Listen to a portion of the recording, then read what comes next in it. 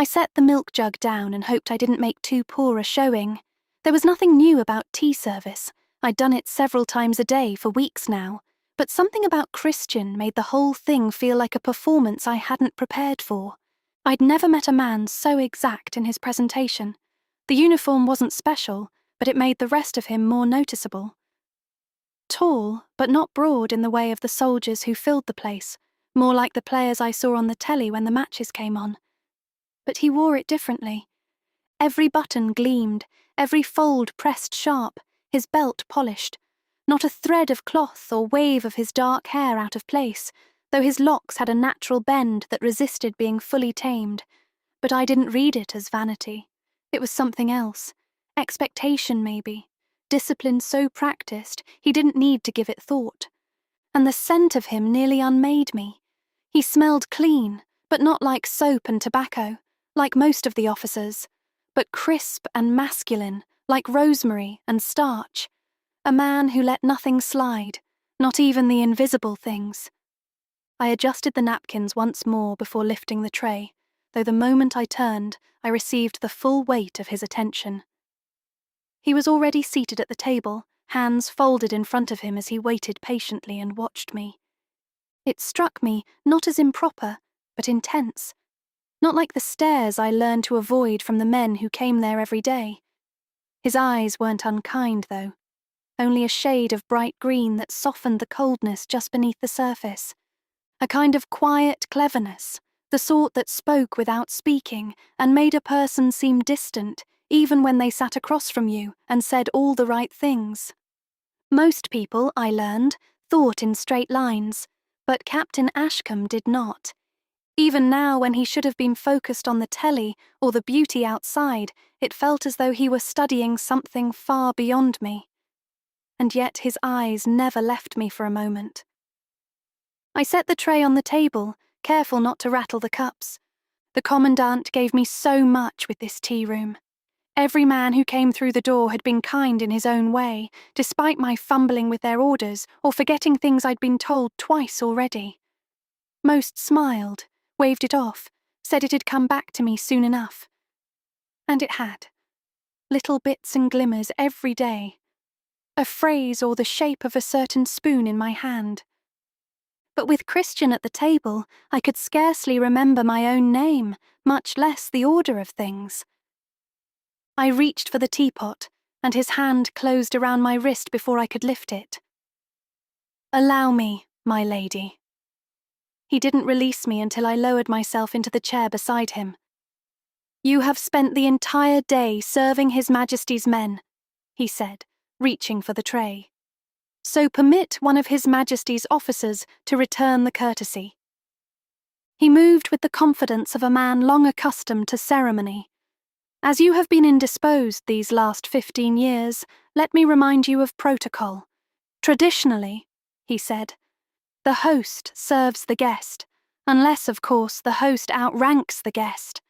He reached for the milk first and poured it into the porcelain until it was half full, as I liked, then paused at the sugar bowl, fingers grazing the tongs. "2 sugars still, I assume?" He only waited for me to answer as I sat, startled by how well he seemed to know me, a faint lift of his brow until I nodded. We were known to one another. I was certain of it. It was as if I dreamt him, or read him once in a book I couldn't remember the ending to. But if he knew me, wouldn't he say so? I didn't take him for a man inclined to spare feelings, least of all mine. He had too much steel behind his expression for that. He wasn't unkind. In truth, he'd been almost too gentle and attentive in a way that made it harder to dismiss him outright. But there was something else beneath it, an edge I couldn't place. As if he expected trust without effort and would take offense at anything less. Every courtesy he offered came with arrogance, as if he believed he was doing me a favor by not correcting me outright. He nudged the cup closer, but before I could reach it, he held out his hand for mine. "The rector of Blackmere maintains that a man ought to give thanks to the Lord when thanks is due," he said, his eyes opening wider. "And our being here together now is something to be thankful for, is it not?" A quiet command, not a choice. That's what it was. I don't know why I looked up to him then, only that I did. Like a hound too long off its lead, I wanted the structure he exuded, his certainty and patience, and the quiet way he urged me in the right direction with his stern expressions. There was something in it that felt not imposed, but recognized, as though I'd once answered to it and had only just now remembered that I was supposed to. Every gesture, every shift of his eyes, felt like a test I wasn't sure I passed until he moved on to the next task, and I found I wanted that approval more than I ought.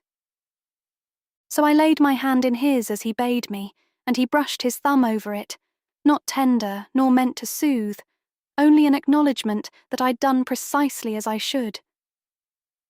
Before every Sunday dinner, my father says this prayer, though sometimes it is Lord Blackmere who— The name struck me like a splinter beneath my skin, not painful enough to cry out, only a small, unwelcome stir that made my fingers tighten in his. But he didn't miss it, a slight lift of his brow at it, as though something had aligned just enough to satisfy him. Well, it depends on which house hosts the meal that week, of course.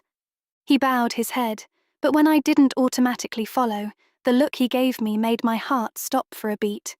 There was no warmth in him, no flirtation or charm, only that solemn, dark stare that said he'd marked me as his to manage, though I wasn't entirely certain what that meant yet.